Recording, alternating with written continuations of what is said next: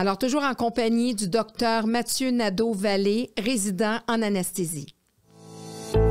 Afin de partager, discuter, apprendre, rencontrer, s'informer et comprendre ensemble sur tous les sujets concernant l'éducation et la famille, bienvenue ici à votre podcast Éducation Famille. Deuxièmement, est-ce que l'épidurale prolonge le travail? Souvent, on se fait dire « Ah oui, mais il ne faut pas lui donner l'épidurale parce que ça va prendre bien trop de temps à ce qu'elle accouche ou elle n'accouchera pas. » Mais ça, c'est plus faux qu'on le pense. Puis, les études les plus récentes, les études les plus complètes ont démontré, en moyenne, peuvent prolonger d'environ 20 minutes le travail. 20 minutes au total, là. Pas juste les pousser, là, tout au complet. Mais dans certains cas, ça va aussi le raccourcir, le travail. Puis dans certains cas, ça ne va rien changer. Puis ça, pourquoi avant on avait cette croyance-là que ça allait vraiment prolonger le travail, l'épidurale? C'est parce qu'avant, les épidurales, c'était pas la même chose qu'aujourd'hui. On mettait des grosses doses. Les patients n'étaient plus capables de bouger les jambes tellement on mettait des grosses doses. Parce que ça gelait vraiment densément les nerfs. Puis là, effectivement, les patients ne sentaient plus leurs pieds, ils ne sentaient plus leur poussée. Puis là, effectivement, ça prolongeait le travail. Mais aujourd'hui, c'est moins vrai. Puis, un autre mythe que ça vient déconstruire, c'est le mythe qu'il faut attendre d'être à 4 ou 5 cm pour demander l'épidurale. C'est complètement faux. Donc, si jamais vous êtes en train d'accoucher puis il y a quelqu'un qui vous dit non, vous n'êtes pas encore à 4 cm, on ne peut pas demander l'épidurale, c'est faux. La seule indication, fait que la seule raison médicale de demander l'épidurale, c'est si la patiente la veut. Aussi simple que ça. Est-ce que ça le veut dès le départ? Faudrait comme refaire un peu l'anesthésie, rajouter du liquide en cours de travail? C'est dans 20 heures dans le travail ou 15 heures dans le travail? Okay. 100%, mais on met toujours un cathéter. Okay. Puis on le branche à une pompe qui injecte en continu. Donc ça, c'est déjà le cas. Même les patientes, dans certains centres, ils offrent le walking épidural, donc l'épidural ambulatoire. La dose est tellement petite que les patientes peuvent marcher. Puis, donc, en continu. Puis maintenant, le plus nouveau du nouveau, là, c'est au lieu d'avoir une perfusion en continu là, qui coule comme ça, à chaque heure, ça donne un bolus. Ça va être tout à chaque heure. Tout. Ça, c'est le plus efficace des plus efficaces. Puis à ça, on rajoute un petit bouton que la patiente a accès. Fait que si jamais elle trouve qu'elle a trop mal, elle pèse le petit bouton, puis ça rajoute un petit shoot. Donc ça, c'est l'épidurale moderne. Puis celle-ci prolonge pas ou prolonge très peu là, le travail, en moyenne 20 minutes, c'est très peu, sur une période de, disons, 20 heures, justement. Puis, ça a beaucoup, beaucoup d'effets bénéfiques aussi. J'imagine que la mère est moins épuisée, enfin, sûrement, parce qu'elle n'a pas vécu les douleurs en plus. Bien, il y a le confort. Oui. Le confort, ça peut éviter une certaine détresse psychologique.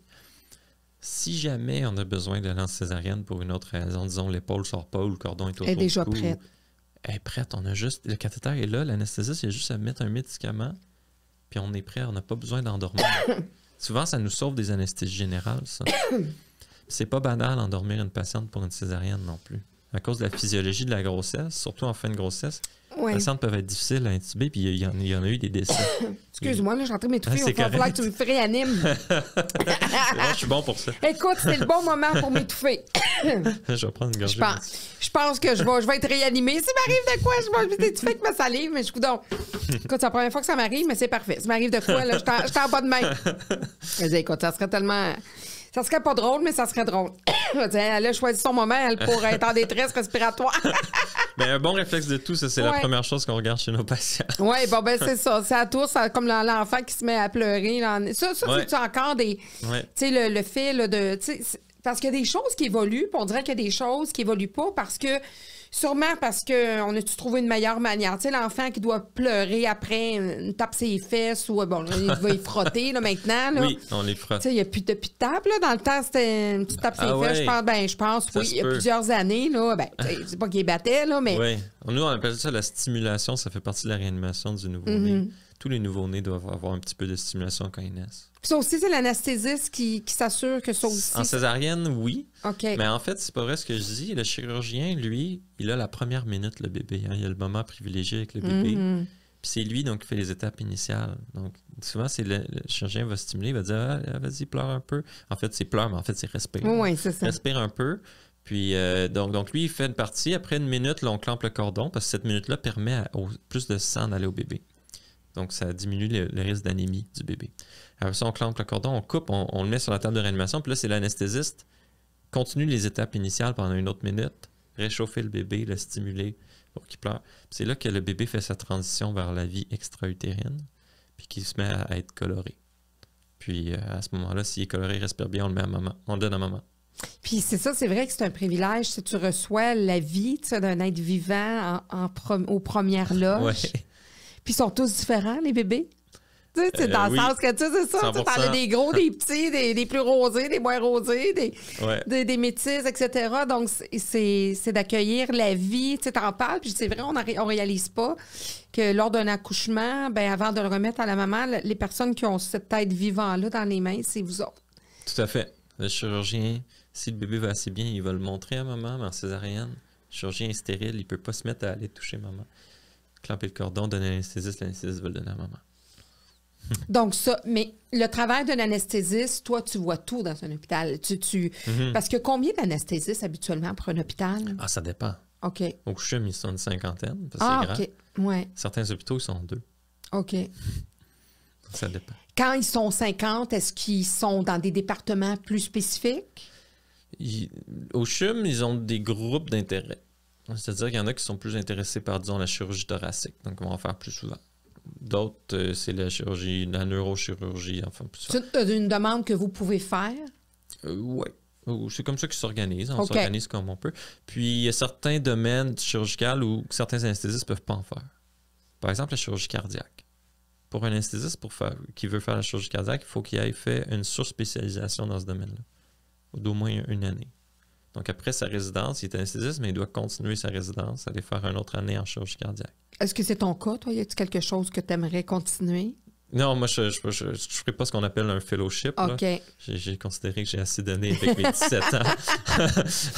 Puis, est-ce que justement, tu as une particularité? Là, je t'entends beaucoup parler là, des salles de naissance. Tout ça. Est-ce que c'est vers ça que tu aimerais tendre ou plus vers d'autres départements de... Moi, j'aime de tout, je dirais. Okay. J'aime de tout. Je ne ferai pas de chirurgie cardiaque parce que ça prend la surspécialité, mais tout le reste, je pourrais le faire avec la formation que j'ai.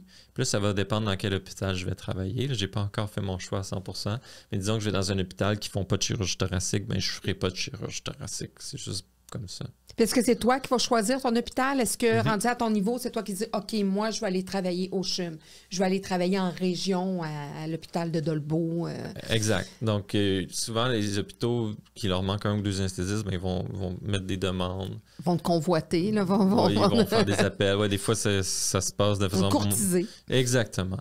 Puis, mais par contre, il y a des endroits où je ne peux pas travailler si je n'ai pas de fellowship. Ça, c'est la surspécialisation. En centre universitaire, les anesthésistes qui n'ont pas de surspécialisation, ils n'iront pas travailler là typiquement. OK.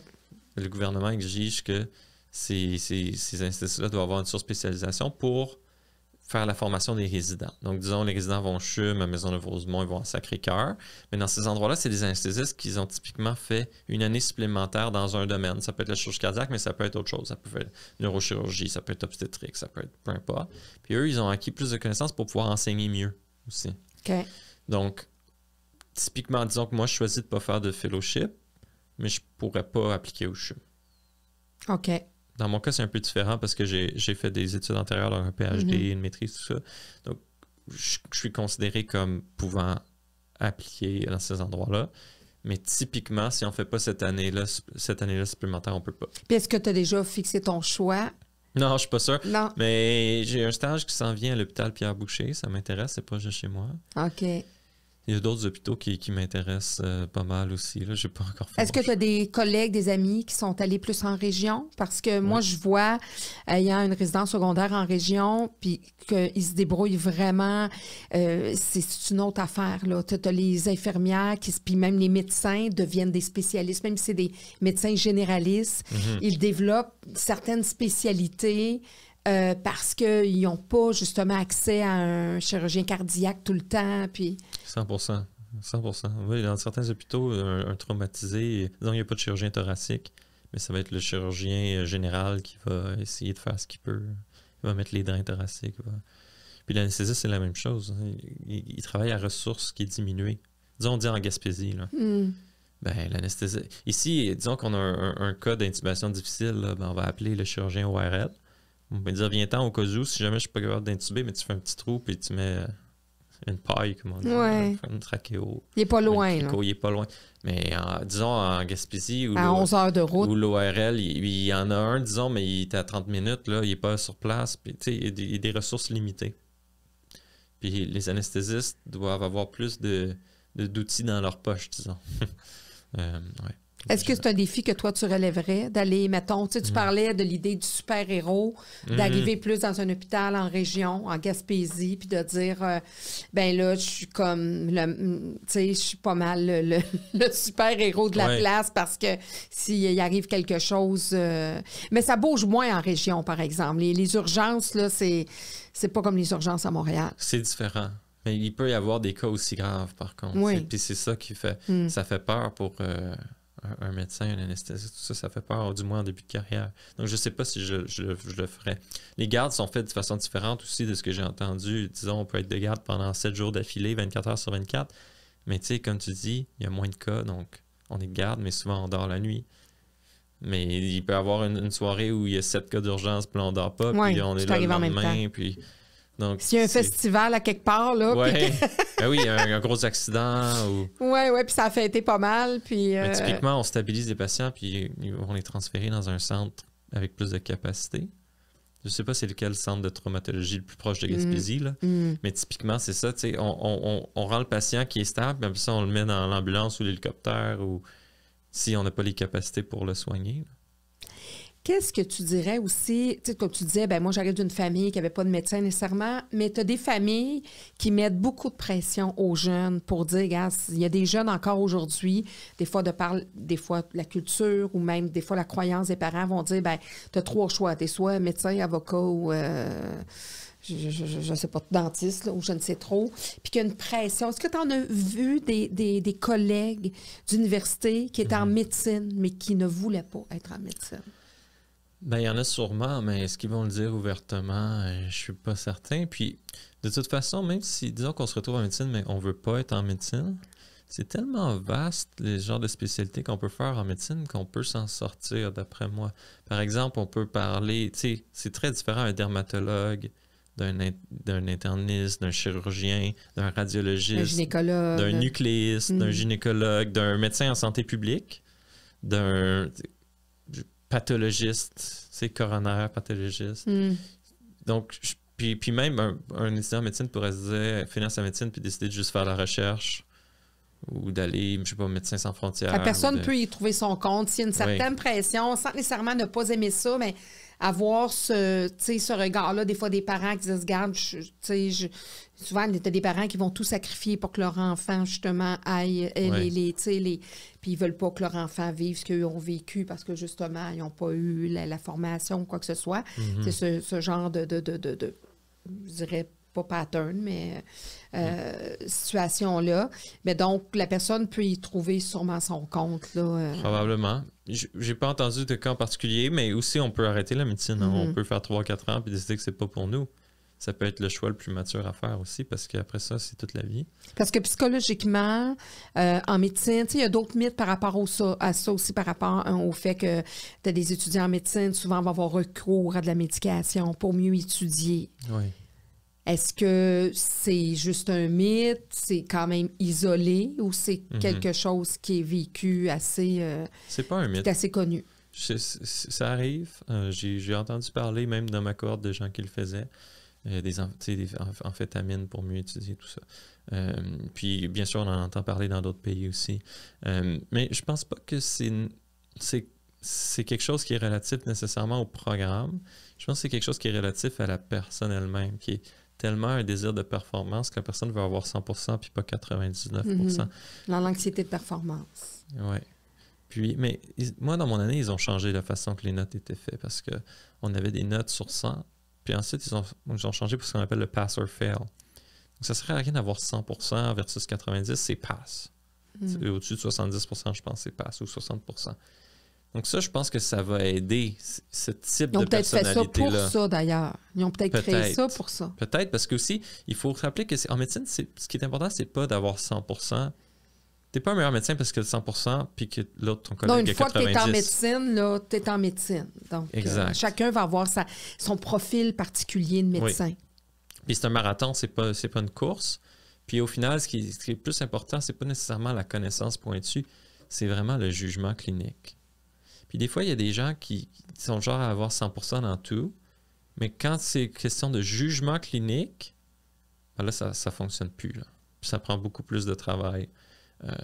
Mais disons la personne est capable sur une feuille de papier de dire c'est quoi les causes de désaturation d'un patient en salle de réveil, mais quand il arrive en salle de réveil devant un patient qui désature, mais là, il n'est pas capable de le gérer. C'est des choses qu'on voit, ça. Donc, je pense que c'est pour ça que le côté humain aussi. Tu as des médecins que tu vois qui sont plus froids, sont plus dans leur tête, sont sont pas dans l'approche humaine. Oui, exactement. Ils vont avoir un raisonnement très méthodique, mais ils ne sont pas capables de faire le contact avec le patient. Ça, c'est une autre chose. Donc, tout ça pour dire, c'est probablement pour ça que les facultés se sont plus tournées vers le pass or fail. Mais de se tourner vers le pass or fail, ça enlève un poids sur les notes, mais ça rajoute donc un poids à autre chose, on s'entend. Mm-hmm. Parce qu'au final, les programmes de résidence, ils vont regarder les étudiants en médecine puis ils vont devoir les choisir sur certains critères. Mm-hmm. Mais si tout le monde est pass, ça ne devient plus un critère. Non. Donc, le critère devient plutôt les évaluations de stage, le CV, puis l'entrevue, la personnalité. Mm-hmm. Donc, c'est vraiment important de ne pas tenter d'avoir le 100%. Puis d'ailleurs, c'est pour ça souvent que les gens vont prendre ce type de drogue-là. Mais c'est pas la médecine, c'est pas un programme qui nécessite avoir recours à des drogues. C'est pas si difficile qu'on le décrit, honnêtement. C'est difficile, mais probablement je pense que c'est plus d'y accéder qui est difficile. Naturellement, le parcours n'est pas facile. Il demande des études, puis, etc. Mais je pense que le plus stressant, c'est pour y accéder. Oui. Mais de là à dire que médecine, c'est le programme le plus difficile qui existe, probablement pas. Peut-être que, pharmacie, c'est probablement plus difficile. Mm-hmm. Dentiste, c'est probablement... Avocat, moi, j'aurais eu vraiment de la misère en droit, parce que je suis pas comme ça. Je suis pas quelqu'un qui est capable d'étudier ce type de texte-là. Donc, il faut déconstruire ça aussi, c'est important. Il ne faut pas avoir peur de la médecine parce qu'on se dit « Ah, mon Dieu, c'est le programme le plus difficile. » Ou c'est contingenté, ils prennent pas beaucoup de monde. Tu sais, c'est d'y croire, puis d'y aller, puis de prendre le temps qu'il faut d'avoir un passage peut-être différent qu'un autre pour y aller. Puis plusieurs font un bac avant d'y accéder. 50% au moins. C'est 50%, ils prennent juste 50% du cégep. Puis de plus en plus, c'est le Casper maintenant. Il y a les notes, là, mais tu as le Casper. Ouais. Là, tu le fais, le Casper, toi? Tu l'as-tu fait? Je l'ai fait pour l'Université d'Ottawa quand j'étais au cégep. Ça fait longtemps. Puis c'est ça, c'est là. Puis de plus en plus d'universités prennent le Casper, reconnaissent beaucoup le Casper maintenant, autant que les notes. Probablement à cause de la COVID. Probablement parce qu'il y a eu un moment, une année où ils ne voulaient pas faire les entrevues en personne. Ça, je ne sais pas. Okay. Mais moi, personnellement, je trouve pas que c'est une bonne façon d'évaluer les gens. Bien, si tu te mets devant une caméra, il faut que la personne soit plus à l'aise devant la caméra, rapidement écrire, parce qu'il y a des entrevues multiples après, mais oui, tout à fait. C'est sûr que les entrevues demeurent, mais dans la sélection, il y a le Casper qui est là, puis il y a de plus en plus d'universités qui regardent quand même pas mal. Ça rajoute du stress pour Oui, puis il y a aussi des cours qui se vendent. Là, mais ça, les jeunes en médecine, ils écoutent, payez pas des 10-15 000 pour faire ces examens-là. C'est ça qui me fait un peu perdre le... Je trouve que ça devient un peu ridicule du fait que ça devient un marché. Tu peux acheter la personne qui vient... dans mon temps, le Casper, on pouvait payer des sommes astronomiques puis avoir un technicien qui vient avec nous faire l'examen, au cas où que ça bug. Et après ça, le but de tout ça, c'est que chacun a sa chance égale, mais là, c'était un peu plus d'argent. On pouvait payer des capsules, justement, de cours sur comment bien répondre au Casper. Puis là, il y avait un package. Là. Il y avait des packages, je me souviens. Donc, c'est là que moi, je décroche. En fait, je pense que le processus devrait être le plus équitable possible, puis aussi le moins stressant possible. Puis là, si on rajoute les entrevues, mais on rajoute d'autres entrevues par-dessus les entrevues. Dans mon temps, il y avait un autre, je pense que ça s'appelait le TAMUS, c'était pour Sherbrooke. Il fallait qu'on se rende à Sherbrooke, faire un examen écrit de 300 questions en 1 heure, je pense. Puis ça valait pour 10% de l'évaluation de seulement Sherbrooke. Donc ça rajoute du stress. Là, il fallait prendre une journée de congé ou une journée de week-end pour aller là. Puis quand on a 17 ans, aller à Sherbrooke, c'est stressant, là, c'est un événement de vie. Ça revenait, après ça, avoir en tête que bientôt il va y avoir des entrevues aussi, puis là, après ça, le Casper, puis là, après ça, les demandes en ligne, puis ça devient très stressant là, pour pas grand-chose. Tout à l'heure, je te demandais quelque chose de beau, mais le moment où tu as vécu quelque chose de plus dramatique ou plus traumatisant pour toi là, dans ta résidence? Ah ouais. Moi, c'est quand c'est des bébés puis des enfants qui arrivent à l'urgence avec des conditions graves. Puis c'est tout le temps sur des gardes, là. C'est tout le temps la nuit, on dirait. Puis là, on se fait appeler, puis on a tel patient, il va falloir le rentrer au bloc pour telle chirurgie. Ça, c'est les moments qui sont plus marquants pour moi, là. Je pense à certaines images là, de petits bébés là, de moins d'1 an avec des blessures graves. Puis, ça, Par c'est pas accident facile ou par négligence aussi? Ou Dans mon cas, c'était surtout des accidents de la route. Puis, ça, c'est vraiment le plus difficile à vivre.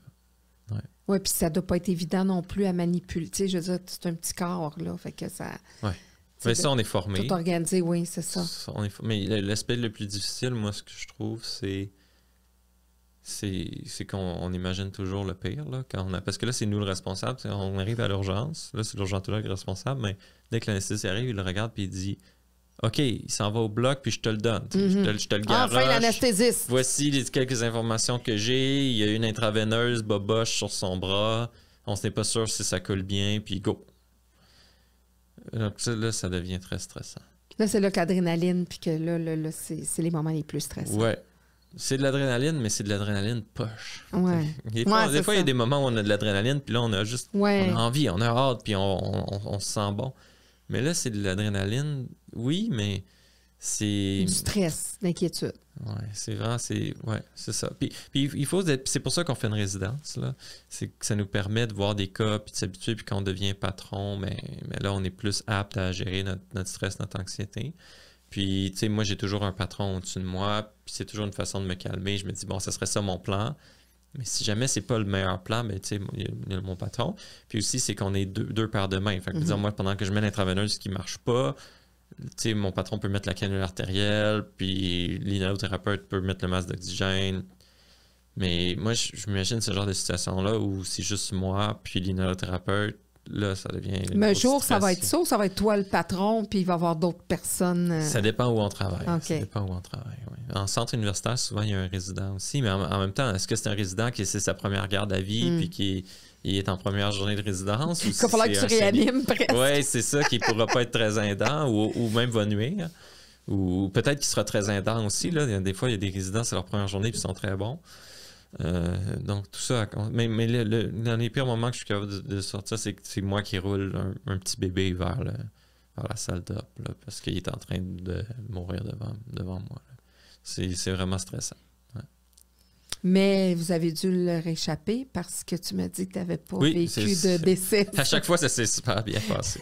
Mais on garde notre calme, puis on essaie de se détacher. C'est plate à dire, mais on essaie de se détacher émotivement, parce que les émotions ne vont pas nous aider, au contraire. Non. Ce qui va aider cet enfant-là, c'est qu'on soit détaché, qu'on pense à notre affaire, qu'on fasse les bonnes choses, puis avec... Tu sais, il ne faut pas trembler quand on met l'intraveineuse, faut vraiment... faut voir ça comme un geste. Il ne faut pas avoir comment on dit, à aller dans l'émotion. Mais par contre, quand tu sais que tu as sauvé des vies, c'est... Tu sais, quand tu t'assois, puis tu dis, ben, moi, je sauve des vies dans la vie, là.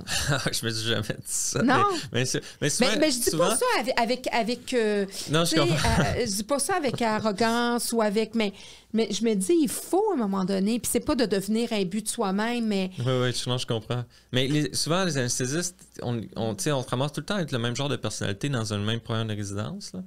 Puis souvent, je dirais, les anesthésistes, on est très humbles. Là. Puis, tu sais, les anesthésistes, on se fait rarement dire merci. Hein. Quand on réveille nos patients, disons qu'on vient de réanimer un patient, on lui a donné 50 produits sanguins, c'est nous qui avons été le héros. Le patient, il se réveille et il dit « Dites merci à mon chirurgien. » C'est jamais « Dites merci à mon anesthésiste. » T'sais. Donc l'anesthésie, c'est un programme dans lequel on a peu de reconnaissance. Ouais. Puis ça, ils nous le disent quand on rentre. Donc, c'est pas un programme pour les gens qui ont besoin de la reconnaissance pour fonctionner. Puis c'est pour ça qu'on se ramasse toute une gang de comme nous. Donc, tu sais, mes collègues résidents, on se dit jamais, hey, on sauve des vies. Moi, au pire, je me dis, si j'ai fait un bon coup, j'ai sauvé une vie, je me dis, ben, sais, j'aurais pu caler malade cette journée-là, ça aurait été un autre résident, puis il aurait fait aussi bien que moi. Je me dis pas j'ai sauvé une vie, je me dis juste, je suis dans ce programme-là, puis j'ai eu la chance, l'opportunité d'être en médecine, puis d'être dans ce programme-là, puis voilà. Mais là, les gens qui vont nous écouter vont savoir que les chirurgiens font un bon travail, mais c'est que si vous sortez correct de votre... Il y a aussi l'anesthésiste. L'anesthésiste, y est pour beaucoup. Tu as été aussi reconnu comme étant le docteur TikTok dans le... Puis ça, je trouve ça tellement bien là, que les réseaux sociaux, on dirait qu'on ouvre plus là, les réseaux sociaux parce qu'on sait que, justement, là, l'ordre des médecins, etc., puis même dans d'autres professions, etc., je vois que les réseaux sociaux sont plus... on ouvre un petit peu plus la médecine. Toi, durant la pandémie, hein, c'est ça que tu voulais démystifier plein d'affaires avec toutes les calamités, dis-le, qui sortaient. Dangereuses, calamités dangereuses, démoniaques. On pourrait... Assassines. On en rit aujourd'hui, mais c'était pas drôle. Puis il y a des médecins comme toi qui sont sortis pour dire « Wow, là, attendez, là, on va vous dire les vraies affaires. » Puis j'aime bien la phrase qui dit là, dites pas une madame qui vend du Tupperware ou monsieur qui grade la neige l'hiver, là, c'est pas lui qui va venir vous dire comment avoir des bonnes mesures. Puis ça, tu as été par toi-même? Oui, par moi-même. J'ai senti, là, ça va faire, là. J'ai senti une responsabilité morale. Parce que moi, je l'utilisais l'application comme consommateur. Puis je les voyais, les fausses informations qui circulaient, puis il n'y avait personne pour dire que c'était des fausses informations. Puis je me suis dit, mais Colin, moi, ça fait, disons, à ce moment-là, 14 ans que je suis à l'université, c'est moi la personne qui doit dire ça. Puis si je le fais pas, personne ne va le faire. C'est vraiment ça, je me suis dit. Et au début, j'ai fait une capsule. Hein. C'était pas pour devenir une star ou quelque chose. Non, mais tu ne voulais pas être influenceur. C'était pas ça ton profil de carrière, ton choix de carrière. Ma première capsule, c'est juste moi, je suis dans ma chambre de garde, il n'y avait pas de cas à l'hôpital, j'étais de garde, mais il ne se passait rien. Puis je disais, regardez, guys, Puis là, je parle pendant 1 minute et demie, puis je dis les vraies affaires. Puis c'est devenu viral. Puis là, les gens m'ont dit, continue. Donc j'ai continué. Puis là, ça fait 3 ou 4 ans que je le fais. Là. Mais j'essaie d'insister surtout sur les fausses informations qui sont dangereuses. Puis là, tu sais, dans le temps, c'était la COVID, mais aujourd'hui, il y a d'autres choses. Puis, mais j'ai l'impression qu'il y en a de moins en moins des fausses informations médicales dangereuses, virales, qui circulent sur Internet. Mais quand il y en a une, je le fais. Puis la dernière que j'avais fait, c'était sur le Kambo, qui était un rituel de grenouilles. Là. Les gens allaient dans le sud ils tuaient des grenouilles, ils prélevaient leur peau, puis ça les faisait vomir pendant 24 heures. Puis ils disaient que c'était purifiant. Mais il y avait des vrais dangers associés à ça. Ben oui, j'imagine. Puis les influenceurs qui en faisaient la promotion, bien évidemment, ils ne parlaient pas des dangers, là, des ruptures œsophagiennes. Puis donc moi, j'ai fait une capsule là-dessus. Puis ça avait pogné, ma capsule était passée à TVA, puis tout ça. Mais donc quand il y a vraiment une fausse information dangereuse qui circule, je le fais. Il y en a de moins en moins. Qu'est-ce que tu trouves qui peut être le plus néfaste pour la population en général? Qu'est-ce que tu aurais le goût de dire ou de démystifier ou de lancer comme message par rapport aux gens, justement, qui croient? Parce que ça, on le dit, hein, on s'alimente de telle affaire, bien là, ça va revenir dans notre fil d'actualité. Donc, on n'a pas fini d'être endoctriné là-dedans. Là. Oui, ça s'appelle une chambre d'écho. C'est-à-dire, si une vidéo capte notre attention puis on l'écoute, mais l'algorithme le comprend puis il va nous envoyer d'autres vidéos comme ça. Puis la personne, elle va plutôt le prendre comme une confirmation que c'était vrai parce qu'on en voit 5 de suite qui disent, disons, le rituel. Ils disent toute la même chose. Ils disent toute la même chose. C'est ça qui est dangereux. Mais j'ai trouvé que depuis que de plus en plus de médecins sont sur TikTok ou les applications de réseaux sociaux, il y a moins de gens pour pousser les fausses informations. C'est comme s'ils avaient une certaine crainte. Ils savent qu'ils vont se faire répondre. Un peu comme des cafards, ils se sont tous. C'est ça. Les gens prennent plus le temps avant de publier quelque chose parce qu'ils savent qu'ils vont se faire répondre. Oui, puis c'est vrai, parce que souvent, j'en parle justement de notre ami qui est interniste, puis il me fait tellement rire, parce que genre, ben, tu sais, j'ai vu ça quelque part. Où t'as vu ça? C'est quoi ton devis? T'as-tu un devis là-dessus? Oh, oui, il est tellement drôle. C'est un running gag avec nous autres. Quand ben là, il paraît que... Qui ça? Il paraît. C'est bon, puis même dans son cabinet, là, parce que mon fils allait faire une journée de stage avec lui, puis là, ben là, ils disent que... Qui ça? Ils disent. C'est qui ça? Ben, mon beau-frère... Votre beau-frère est-il médecin?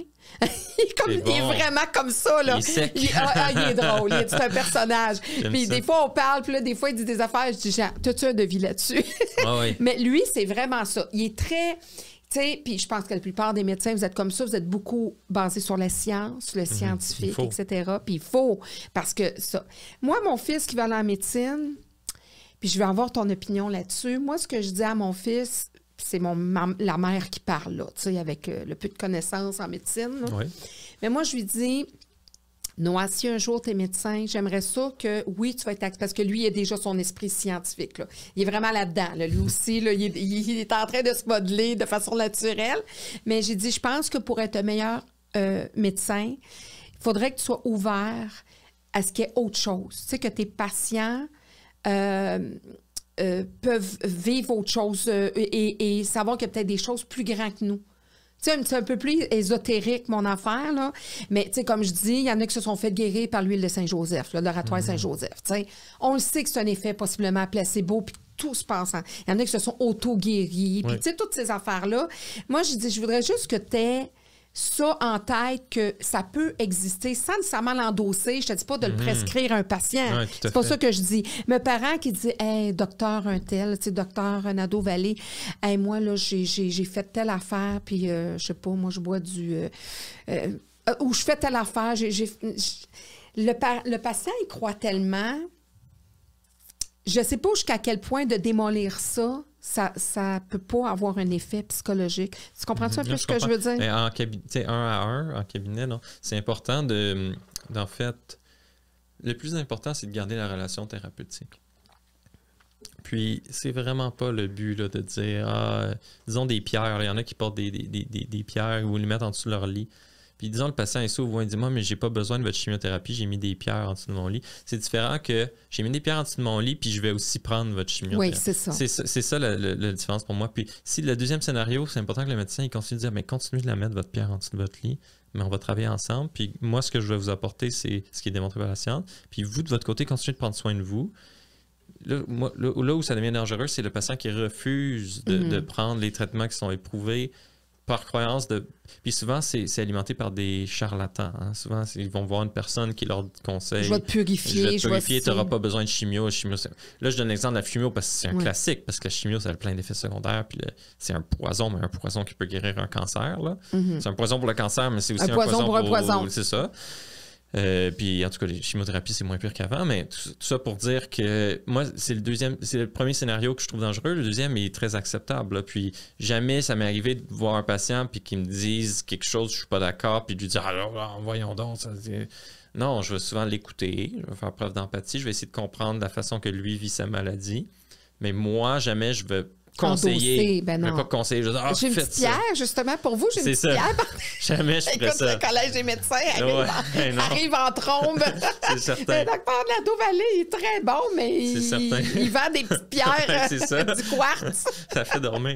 Mais non, mais tout ça pour dire, à l'échelle plutôt santé publique, là, je me gêne pas pour le dire que les petites pierres, ça marche pas.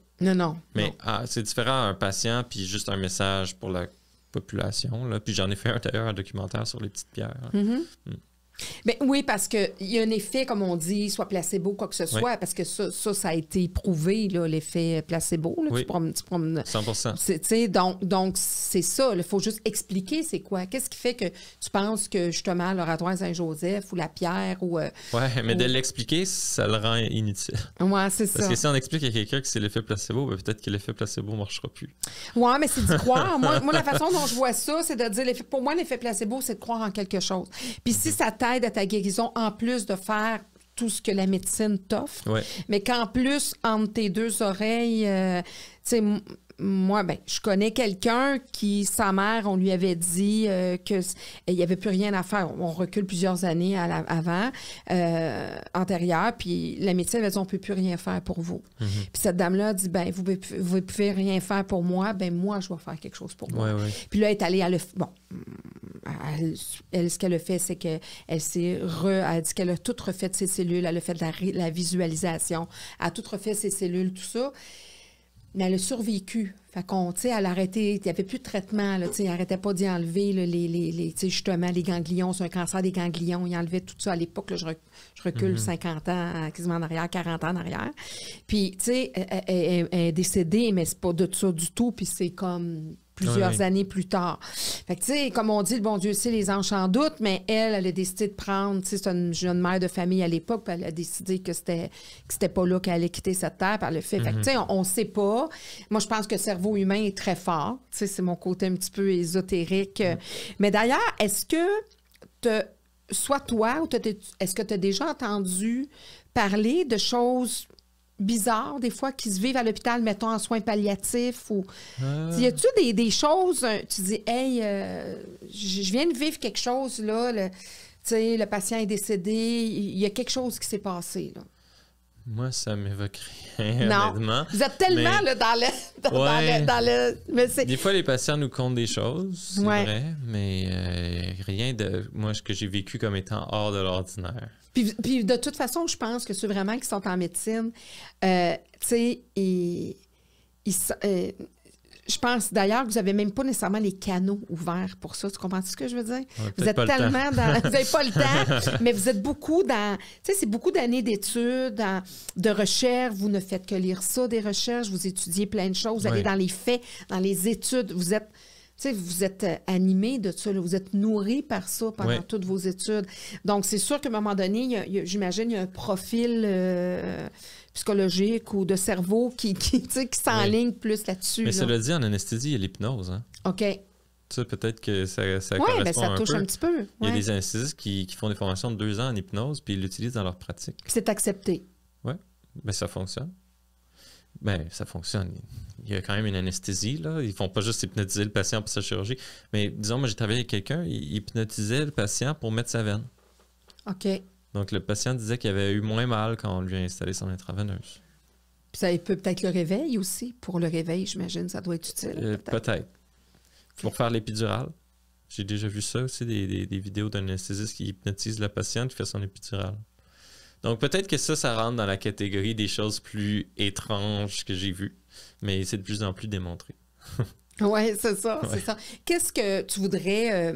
je sais que tu fais plein de choses sur ton TikTok à toi, là, de démystifier des choses, mais c'est quoi le message général que tu aimerais lancer avant qu'on se quitte aux gens là, qui nous écoutent et qui disent, ben, regarde, tu sais, un peu comme dans ta phrase de Mme Tupperware, là, qui donne des 100%. Conseils médicaux? Ben, en fait, si vous êtes sur les réseaux sociaux, ben, mon premier conseil, c'est d'être moins sur les réseaux sociaux. C'est toxique, les réseaux sociaux. Mais si vous êtes sur les réseaux sociaux, faites des choix éclairés dans qui vous allez suivre sur les réseaux sociaux. Essayez de suivre des gens qui sont des professionnels, des experts dans les sujets. Puis vous pouvez aussi suivre des comptes de divertissement, mais essayez d'en suivre 2-3. Par exemple, si la médecine vous intéresse, essayez de suivre 2-3 docteurs sur TikTok ou sur Instagram. Je pense que ça peut faire du bien à l'algorithme. Puis il y en a des bons, là. Il y a toi, il y a un docteur qui est testé de la santé. Il y a Joseph Dayen. Oui, je le trouve tellement bon. C'est excellent, excellent. Ouais. Puis, deuxième chose, restez critique face à ce que vous consommez sur les réseaux sociaux. Les chiffres vont dire que jusqu'à 25-50% des choses qu'on voit sont fausses sur les réseaux sociaux. C'est beaucoup, là. C'est vraiment beaucoup.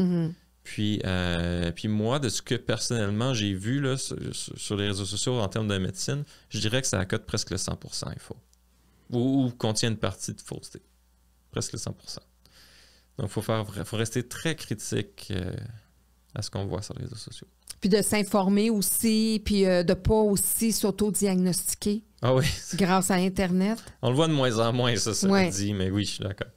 Oui. Parce que c'est sûr que c'est le premier réflexe. Des fois, au lieu de faire 20 heures d'attente à l'hôpital, ben, tu te dis, ben là, regarde, t'as tes symptômes. Puis, tu sais, j'avoue que des fois, là, quand tu vas sur certains sites qui sont bien, tu dis, ben écoute, tu sais, c'est des fois, tu arrives, tu dis, ben je pense que j'ai ça, je pense que j'ai ça. Puis moi, ça m'est déjà arrivé que c'était exactement ça que j'avais. Mais tu sais, j'avais su aller voir sur les... Mais faut pas... Tu sais, faut pas le faire. Faut pas non plus s'arrêter à ça. Tu sais, je pense que ça peut peut-être t'enlever une certaine anxiété. C'est parce que des fois, ça peut en rajouter de l'anxiété. Ah oui. C'est ça, on ne sait pas où est-ce que ça va nous mener.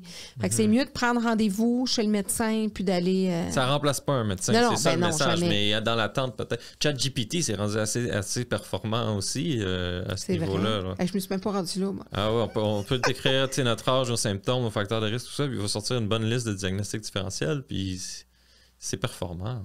Mais ça remplace pas un Non, médecin, non. là. Mais juste pour dire que c'est mieux qu'avant. Tu sais, avant, les Si gens tu penses que allaient tu as sur le Google. cancer, tu es tout le monde, les hypochondriaques de ce monde, qui, dès qu'il y a quelque chose qui gratte, ils ont un cancer de tout, là. Oui, tout à fait. Peut-être que ça peut aider. Ouais. Je veux quand même faire un petit suivi avec toi parce que je trouve ça important. Là, je disais, là, c'est quoi? Je l'ai nommé qu'à un moment donné, tu faisais actuellement, c'est ça, là, une évaluation préclinique pour le traitement des naissances prématurées. Oui. C'est sur quoi que tu travailles? C'est quoi exactement? Donc ça, c'est le sujet de mon PhD que j'ai fait en 2014 et 2019. C'était de développer une molécule qui pourrait aider les femmes qui se présentent en travail préterme. Donc, les femmes que le bébé n'est pas tout à fait bien formé. Bien, il est formé, mais il n'est pas encore assez grand. Il n'est pas prêt. Ces femmes-là, en ce moment, il n'y a aucun traitement pour elles.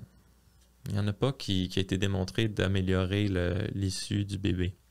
Donc, disons qu'une femme arrive à 26 semaines, qu'est-ce qui va se passer souvent? C'est qu'on va donner des médicaments pour qu'elle arrête son utérus de faire les contractions.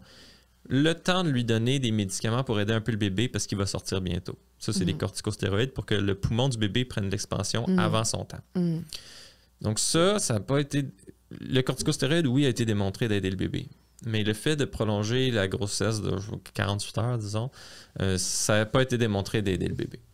Ce que ça nous prend, c'est un médicament qu'on peut donner aux femmes qui se présentent avant le terme, puis qui leur permettent d'accoucher à terme, puis que le bébé aille mieux. Puis, dans toutes nos études, on a découvert que cet agent-là serait un anti-inflammatoire, en fait, mais un anti-inflammatoire spécifique. On n'en a pas sur le marché des comme ça, puis nous, on en a développé un qui lie le récepteur de l'interleukine 1. Justement, l'interleukine 1, c'est un gros facteur pro-inflammatoire dans le corps. Puis il vient le bloquer, mais uniquement partiellement. Pas au point de rendre la patiente à risque de faire des infections, mais juste suffisamment pour arrêter cette cascade-là. C'est une cascade inflammatoire. Ça a été décrit comme un train sur une traque de chemin de fer. Tu ne peux pas l'arrêter. Parce que quand ça commence, le bébé va sortir. Quand la cascade commence, ça veut dire que le bébé va sortir parce que tout est activé, le col de l'utérus, les contractions. Quand on dit le travail a commencé. Le travail a commencé. Mais s'il commence avant 37 semaines, on appelle ça un travail avant terme, un travail pré-terme. Donc c'est ça. Donc, cette molécule-là, elle a fonctionné chez la souris. Donc, nos souris, ils accouchent à terme quand ils reçoivent ce médicament-là. Puis quand on étudie les bébés jusqu'à l'âge adulte, ils sont comme les contrôles. Donc ça, c'est des souris qui ont été exposées à une infection durant leur grossesse. Elles accouchent avant le terme parce qu'ils ont l'infection. Mais celles qui ont l'infection plus notre molécule, elles accouchent à terme puis les bébés vont bien. Ensuite, ça a été testé chez le mouton, la brebis. Ça fonctionne. Ces brebis-là accouchent à terme. Et chez le singe, ça fonctionne aussi. Donc, la prochaine étape, c'est d'aller chez l'humain, mais on va commencer par des femmes non enceintes. Oui, c'est ça. La phase 1, la phase clinique 1, c'est chez des êtres humains en santé. Ce qu'on appelle les études cliniques. Les études cliniques, exactement. Donc, on commence, ça pourrait même être des hommes, juste pour voir c'est quoi les effets secondaires. Parle-nous pas sur le fait d'être des hommes enceintes. Non, mais c'est ça, c'est pas des gens enceintes, la phase 1. Mais la phase 2 et la phase 3, ça serait des personnes enceintes. Plus tard. Fait que donc, là, vous êtes en processus de faire reconnaître ce médicament-là. Ça va être un médicament, c'est ça? Ça va être un... Ben, avec humilité, dans le sens que 1% seulement des médicaments qui commencent en phase clinique 1 se rendent à la fin. Donc, nous, on est rendu au tout début, là. Mais ça peut prendre combien de temps, le processus? 20 ans. 10 ans, 20 ans, ouais. Mais c'est un rêve là, qu'on a de créer la première molécule qui aide ces femmes-là à accoucher à terme. Amener des grossesses à terme, donc ça enrayerait une bonne partie des bébés prématurés avec tout ce qui vient avec, tous les effets. Oui, la mortalité puis les conséquences à long terme d'un bébé prématuré. Puis à partir du moment où ça se rend puis que c'est homologué, comme on dit, c'est ça le vrai terme? Oui. Je suis pas pire, hein, quand même. C'est bon, oui. Homologué.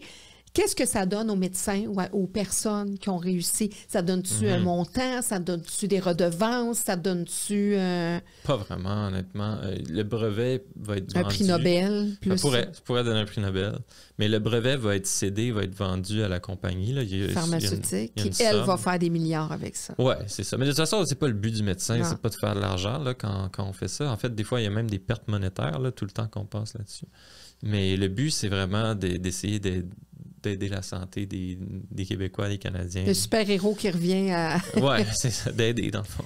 D'aider. C'est ça, en réalité, le don de soi quand on choisit la médecine puis qu'on aille en plus en recherche. Qu'est-ce qu'on te souhaite dans tes dernières années de résidence? Il te reste combien de temps en résidence? 12 mois. Ben, souhaitez-moi de passer mon examen. Là.